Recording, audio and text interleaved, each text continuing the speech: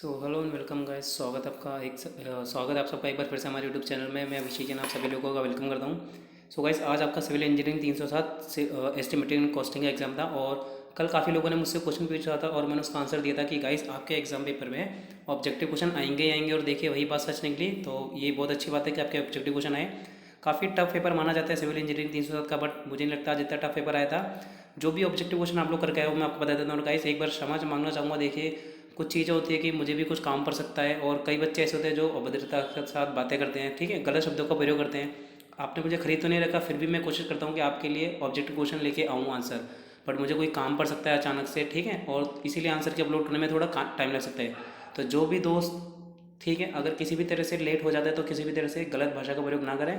थोड़ा टाइम लगेगा बट मैं आंसर की जरूर अपलोड करूँगा। तो चलिए, जिसने भी अभी तक चैनल को सब्सक्राइब नहीं किया जल्दी से चैनल को सब्सक्राइब कर दें, ताकि जब भी लेटेस्ट नोटिफिकेशन की अपडेट आए आप लोगों को मिल जाए, और वीडियो को लाइक करना ना भूलें।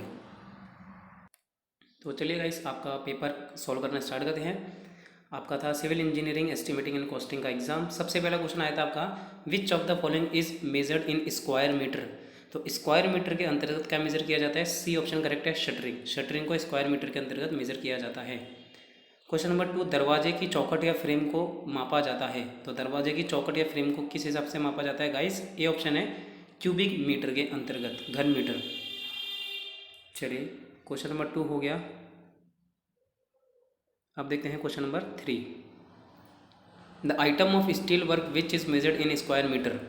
तो वो कौन सा आइटम है जो स्क्वायर मीटर में मेजर किया जाता है? D option, all of the above. All options are correct. Question number 3 का डी।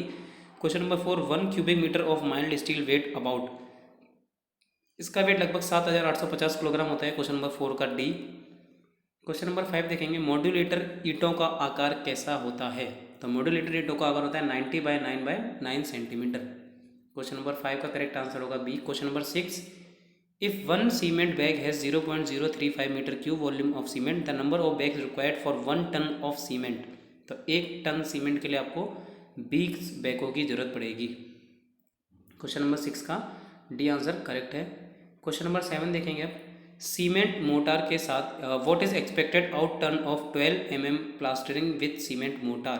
तो क्वेश्चन नंबर 7 करेक्ट आंसर होगा सी, 8.0 मीटर स्क्वायर। चलिए, क्वेश्चन नंबर 8 देखेंगे, calculate the volume of the dry mortar required for 1 cubic metre. Question number 8 correct answer होगा 0.3। चलिए, question number 9 देखेंगे, the volume in meter cube for M15 concrete grade for 100 meter cube, the volume of course aggregated required is. Question number 9 correct answer होगा A.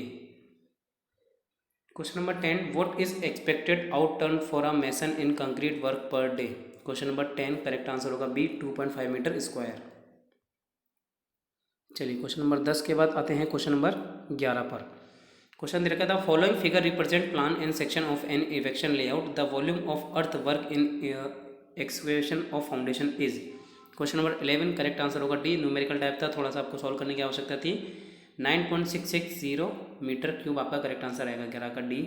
Question number 12, deduction at the L junction of wall for total length of the centre line is. तो question number 12 correct answer होगा B, no deduction. चलिए, question number 12 के बाद बारी है हमारी question number 13 की। लंबी दीवार और छोटी दीवार पद्धति में छोटी दीवार की लंबाई दीवार के केंद्र की लंबाई से कितनी कम होती है। तो ये होती है दीवार की चौड़ाई का आधा। क्वेश्चन नंबर 13 का ए। क्वेश्चन नंबर 14, लोक निर्माण विभाग में भवन परियोजना अनुमान के लिए सामान्यतः कौन सी पद्धति प्रयोग में लाई जाती है।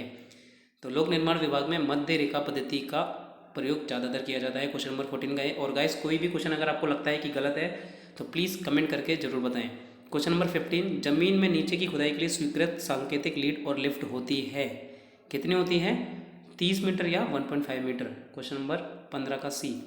क्वेश्चन नंबर 16, यदि राजमार्ग के निर्माण स्तर में एक विशेष लंबाई की एक समान ढलान हो और जमीन में भी अधोमुखी प्रवणता हो तो मिट्टी की खुदाई की गणना किस विधि से की जाती है। मिट्टी की खुदाई की गणना करने के लिए आप तीनों में से किसी भी फॉर्मूले का उपयोग कर सकते हैं, ऑल आर करेक्ट। चलिए, अब देखेंगे क्वेश्चन नंबर 17, 15 मीटर के लंबाई के एक तटबंध में खुदाई की मात्रा की गणना करें। तटबंध की शीर्ष चौड़ाई 5 मीटर और गहराई 3 मीटर है और किनारा ढलान 1.5:1 है। क्वेश्चन नंबर 17 थोड़ा न्यूमेरिकल टाइप था, करेक्ट आंसर होगा 427.5। क्वेश्चन नंबर 18 देखेंगे, सीमेंट कंक्रीट की एक सड़क 1000 मीटर लंबी यानी कि 1 किलोमीटर लंबी, 8 मीटर चौड़ी, 10 सेंटीमीटर मोटी, रोड़ी के ऊपर आधार पर 15 सेंटीमीटर मोटी है। निर्दिष्ट सड़क के लिए कंक्रीट 1:2:4 की घनाकार मात्रा होगी। Question number 18 guys, correct answer होगा डी, 1200 मीटर क्यूब। चलिए क्वेश्चन नंबर 19 देखेंगे, which of the following method is used for estimation of depreciation of building. Question number 19 correct answer होगा A, constant percentage method. Question number B, n वर्षों में आई ब्याज दर पर शोधन विधि की वार्षिक किस्त किस फॉर्मूला पर परिकलित की जाएगी। क्वेश्चन नंबर 20 का करेक्ट आंसर होगा ए, i = s × i 1 + i n⁻⁻1। चलिए 20 क्वेश्चन आपके हो चुके हैं। अब देखेंगे हम क्वेश्चन नंबर 21। ये रहा क्वेश्चन नंबर 21। संपत्ति के खरीद मूल्य और मूल्यह्रास के आधार पर उसके उपयोगी अवधि के दौरान के मूल्य को क्या कहा जाता है। तो इसे हम लोग कहते हैं निस्तारण मूल्य यानी कि सेल्वेज वैल्यू। क्वेश्चन नंबर 21 का D. Question number 22, which of the following tax is generally not applicable to residual building.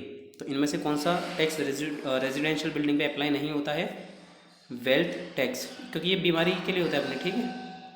Question number 23, यदि किसी भवन की उसकी आयु समाप्त होने के पश्चात बिना तोड़े मूल्य की गणना की जाए तो ये मूल्य क्या कहलाएगा। ये मूल्य आपका कहलाता है सेल्वेज वैल्यू, अभी भी बताया। क्वेश्चन नंबर 24, एक मशीन के वार्षिक मूल्यह्रास की गणना कीजिए जिसकी प्रारंभिक लागत 10,000 थी, अवशिष्ट मूल्य 1,000 और उपयोग करने का समय 30 साल है। तो क्वेश्चन नंबर 24 करेक्ट आंसर होगा ए, 300 रुपये। क्वेश्चन नंबर 25, निम्न में से कौन संपत्ति के मूल्यह्रास के लिए एक कारक है। संपत्ति के डेप्रिसिएशन के लिए एक मूल्य कारण क्या है, डी, सभी विकल्प यानी कि नया आविष्कार, डिजाइन में सुधार और पुरानी डिजाइन संरचना। चलिए अब आ रही है क्वेश्चन नंबर 26 की। देखिए 30 वर्ष के उपयोगिता काल की संपत्ति के लिए वर्षों की खरीद की गणना करें और वार्षिक ब्याज दर 5% है। तो क्वेश्चन नंबर 26 करेक्ट आंसर होगा सी, यानी कि 2। क्वेश्चन नंबर 27 है, एक वर्क कॉस्टिंग 20,000 इस टर्म एज। तो इसे क्या कहेंगे अपन लोग, इसे कहेंगे petty work. Question number 28, what percentage of the total cost is added in the cost of construction for contingency, यानी कि ये होता है आकस्मिक व्यय। तो गाइस आकस्मिक व्यय हम लोग मानते हैं 15%, लगभग 15% तक आकस्मिक व्यय को रखा जाता है। क्वेश्चन नंबर 29, फर्श क्षेत्रफल में बालकनी का कितना क्षेत्रफल शामिल किया जाता है। तो यहाँ पर 50% एरिया शामिल किया जाता है। क्वेश्चन नंबर 30, लोक निर्माण विभाग का प्रशासनिक अध्यक्ष कौन होता है जो सीधे सरकार के प्रति उत्तरदायी होता है। तो वो होता है मुख्य इंजीनियर। सो ये थे आपके गाइस 30 क्वेश्चन सिविल इंजीनियरिंग 307 के। सो आई होप आपको वीडियो पसंद आई होगी, और वीडियो अच्छी लगे तो वीडियो को आपको क्या करना है, लाइक और शेयर और चैनल को सब्सक्राइब कर लेना है, ताकि जब भी लेटेस्ट नोटिफिकेशन आए आप लोगों को सबसे पहले अपडेट हो जाए। और गाइस अगर वीडियो आने में थोड़ी बहुत देर हो जाए करे तो सब्र कर लिया करो, 5 बजे तक वीडियो में अपलोड कर दिया करूँगा किसी भी हाल में। और वीडियो को लाइक जरूर करें। थैंक यू गाइस, मिलते हैं नेक्स्ट वीडियो में।